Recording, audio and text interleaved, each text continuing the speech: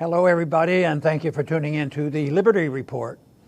With me today is Daniel McAdams, our co-host. Daniel, good to see you. How are you this morning, Dr. Paul? Doing very well. Good. And we have a couple items to go over, but mainly I'd like to bring up the subject of Assange. He's in the news, but he's been in there for how long now? Yeah. A good many years, and they're still going after him, and who knows what's going to happen. But the big thing now is, is there's two extraditions filed against him. One, we've been after him for a long time, which is, pretty much over the top. But Sweden had been after him too, and they are wanting to extradite him.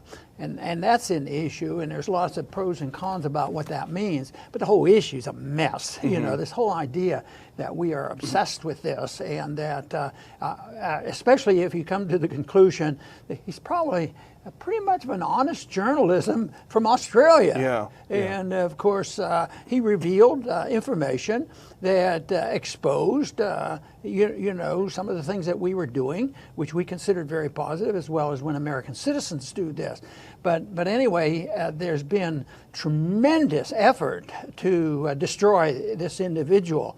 And it's bipartisan. That's one thing for sure. He's a bad guy, and also it's multinational. Yeah. I mean, how many governments have come forth? This idea, the idea that Ecuador had them in their embassy for a while didn't reveal a whole lot because their personnel, their president's changed, so he didn't get any protection. They're dumping him out. So there's really nobody out there that want to defend him. Yeah. But it is very much bipartisan. And once again, I think this bipartisanship is something that goes totally unnoticed. Yeah. Of course, I talk about it all the time because the leadership, Republican and Democrat Party, but multinational. When all the countries gang up on somebody, it sort of reminded me of how it's been recorded in history that when the kings of old were challenged by their citizens, the kings that they were fighting would gather together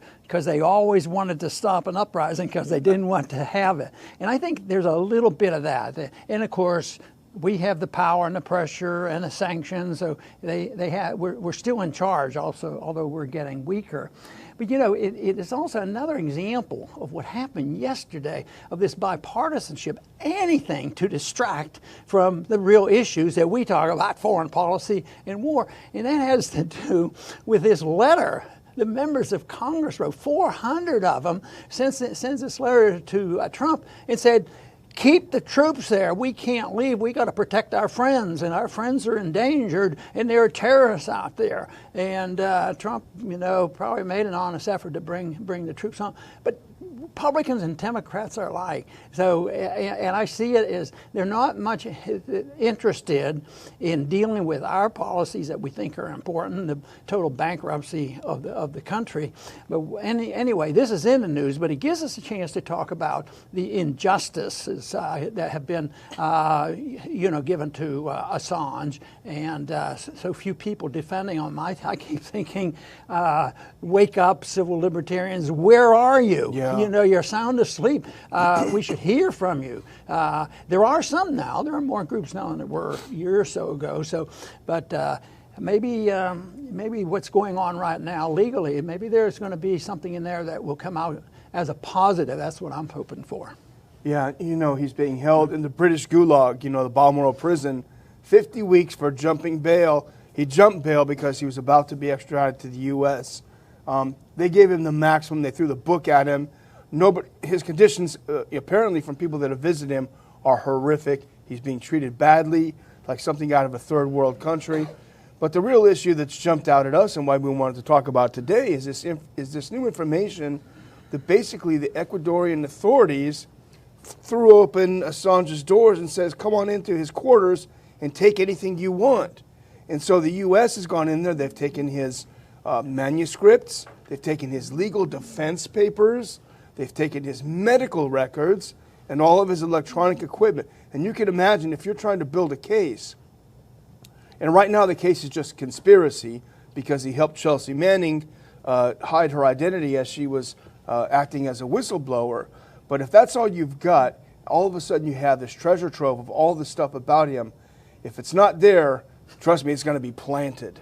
Right, and the fact that they've way overstepped their bounds with legal decency, that's where I sort of have a slight hope that maybe this will be a technicality. Remember, Daniel Ellsberg didn't exactly get ruled totally innocent. There was a technicality there that got the New York Times, off the hook, and he didn't have to go to prison. So that maybe this will be something, but they're bound to determine to never let this man see the light of day, in the sense that even if he's not, in prison for 10 more years or something, they are going to really make it pretty tough for Assange to live a decent life. They've already essentially destroyed his life, but he so far is holding up, and I would say Chelsea Manning's holding up pretty good too. Boy, first she gets in prison, and then she gets a pardon, and now they're back trying to force her to testify. And she's resisted that, so she's a pretty strong character too. Yeah, absolutely, she's back in for the second time because she refuses to testify in a way that would help make the case against Assange. But I think without being too dramatic, if you look down history and you look up villains, I honestly think that Lenin Moreno is going to go down as one of the real villains of history, because he's the one that. Obviously, he's the president of Ecuador, and it's under his administration now. He's the second president. President Correa is the one who gave him asylum. Now, Moreno comes on. He needs a little bit of money. So he has a little talk with the IMF, right? And right after they give him this $4.2 billion loan, then all of a sudden he decides that Assange must go, opens the doors. But here's what he did that is particularly treacherous. Last Friday, he made an emergency declaration.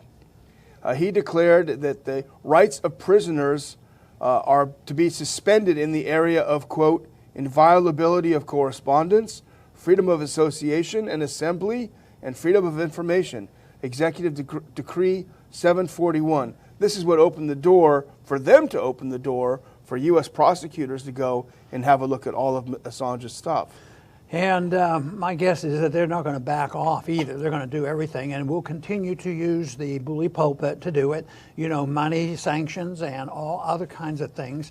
And we'll probably get our way, but maybe there'll be something that will come through that, maybe somebody will come up with decency. Some people see it as an advantage for him to go to Sweden, and because they don't think they have a case. Yeah, they already dropped it. And then, if he has any relative freedom, he should never attend a country that is in U.S. jurisdiction. Yeah, doesn't leave many. And that's a problem. But maybe the temporary reprieve, it would be slightly better than just putting him out on the streets and have the U.S. officials pick him up. That'd be just practically suicide.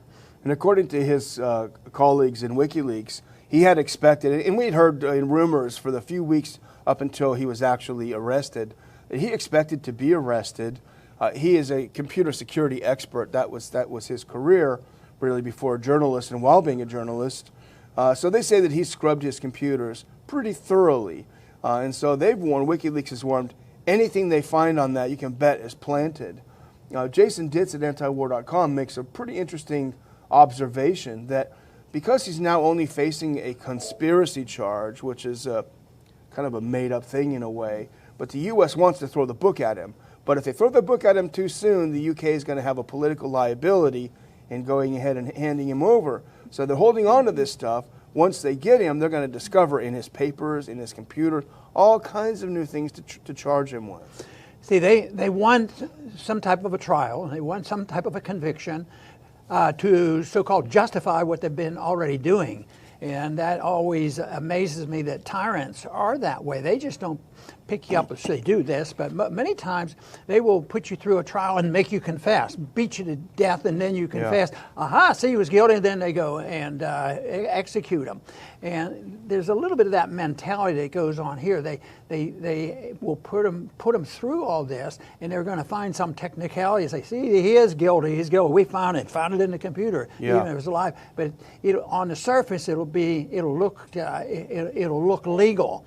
But the biggest problem is the way we treat a whistleblower, Yeah. and also the tolerance of our people and our society and our Congress for this. Why is there not daily speeches on the House floor, Yeah. you know, talking about this issue? Instead, they're talking about issues why Trump must keep the troops there. Yeah. I thought, by the way, that only the president had the power to move the troops around. I mean, he's, you know, that's one thing he's allowed to do. Yeah. The ones who are saying you must go to war, or a president goes to war without a declaration, they're the ones who are violating it all. Yeah, absolutely. And you know, in a normal, decent society, including what the U.S. is supposed to be, the prosecution is bound by law to hand over all information on the case to the defense, including exculpatory evidence, you know, evidence that could get the person off. You talk about turning this whole sort of Western system of justice on its head when the prosecution gets to go there and take the entire defense case, read it up, bone up, and get ready for it before the trial. This is more like a show trial, a Soviet trial, than a Western trial. It's just incredible. Well, all I know is that we should do our very best, you know, to expose this, and we have.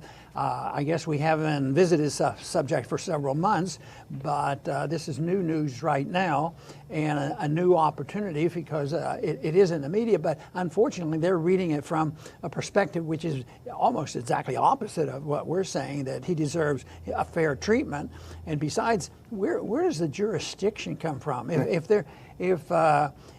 they're not trying him for some type of a violent act against a government or something, they have no jurisdiction whatsoever. He's a journalist. He wrote something. He wrote something. And he told. The question should be, did he tell the truth? Yeah. And that's the whole thing. Has he told the truth? No.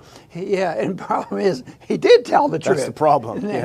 there's the crime. Telling the truth. You know, truth is treason in Empire Lies, exactly. But I don't know what you call it when a foreigner does it. You know. It literally is, you know, charging him with treason when he's not even an American. It's crazy. But I would just conclude by saying this is the example. We see Chelsea Manning back in jail. They are not going to let her go. They're not going to give her a moment of peace. They're not going to give Julian Assange a moment of peace. This is what happens when you really cross what Bumper Hornberger calls the national security state. When you really hurt them, when you do damage, they are relentless and they will never let you go. And I can tell you these are the themes that we're going to explore in our August conference. We just finished our Good Spring Conference. Our August conference in D.C. on October 24th, save the date. This is going to be still a hot topic then. And so we do hope that you will keep that in mind and come join us then. And also, please don't forget to subscribe to the Ron Paul Liberty Report on YouTube. Our numbers are rising, and you subscribing helps us get the word out. Very good. And I think the main message here is the lack of respect for civil liberties is essentially universal. You'd think there'd be one or two or three other countries in the world that would say, you know, come here and we'll take care of you. And you know, the real trap that happens is, what if there's a country that used to be a communist, and then they say, well, we'll be more tolerant, and honestly be more tolerant with views like this. Oh no, you can't do it, or you get painted and labeled you must be a communist because this country is helping you. But it's to me just really sad that there's so little defense and the governments are so well controlled. This is why I actually believe that the bankruptcy that's coming is going to be very good. It's going to be cleansing. The military will have to back off. The welfare state has to back off. People will have to go back to work. Debt will not be sacred, that you can buy anything you want. That people will be subject to our authority because we have the power over the currency and the power over a reserve currency, and we can throw our weight around.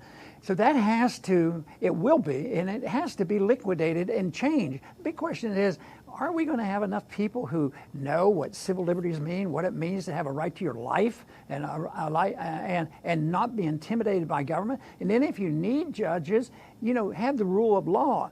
The one thing is you know, I complain about the distraction about all this nonsense going over domestically, but in one way that's been helpful because it's proven to be lacking in seeking out justice, and that's okay to find out, well, there is no justice in the system. But of course, it's almost like, well, well, one time the Democrats have the upper end and they throw their weight around legally, then the Republicans come in and they do it. And then then when they quit yelling and screaming at each other during the day, they go out and have a drink, and then they sign on to a letter demanding why our friends in the Middle East need us to go in and stay in and keep our troops in Syria. You know, they're jihadists there, and there's a great danger there, and we have to go there. So sorting this out is not easy, but it is something that we have to do, because there will be an opportunity to present our philosophy of limited government and a world that looks carefully and makes an effort to support the whole principle of non-aggression. That the person that's that is wrong is the one that is the initiator of violence. And unfortunately, and I feel badly, that at times we have to talk about, I believe the United States does that too often, and that is what is discouraging. But it's the universal temptation by many men, in few in numbers, who want to take over governments and become powerful, that they can do this at will, whether it's in a monetary system spending, domestic control. This is what has to be challenged. And this is also the reason the Ron Paul Liberty Report and the Institute for Peace and Prosperity is in business. We're in business for this very reason, to try to get more people to look into that. And the best I can say is a reflection in our conferences, our efforts. Our numbers grow slowly but surely, but it's not just a numbers game. It is the quality of people who want to influence others. And there I would say that we have room to be optimistic. I want to thank everybody for tuning in today to the Liberty Report. Please come back soon.